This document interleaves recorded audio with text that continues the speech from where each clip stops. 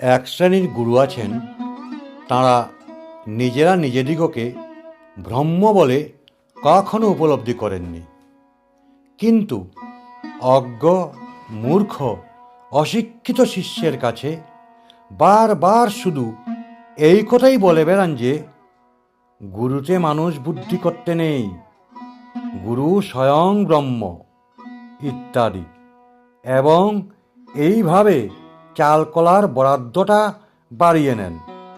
এরা অধম গুরু।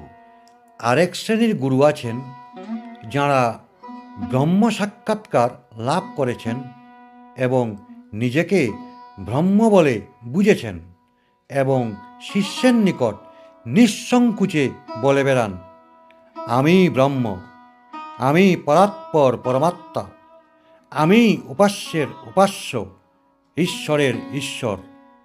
এরা মধ্যম গুরু।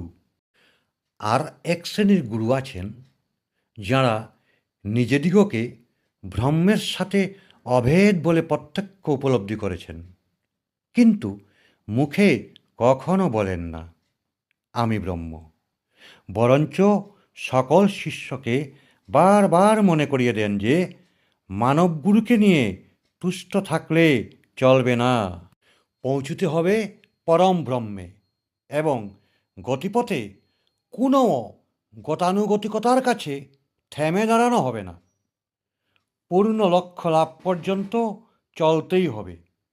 এরা উত্তম গুরু।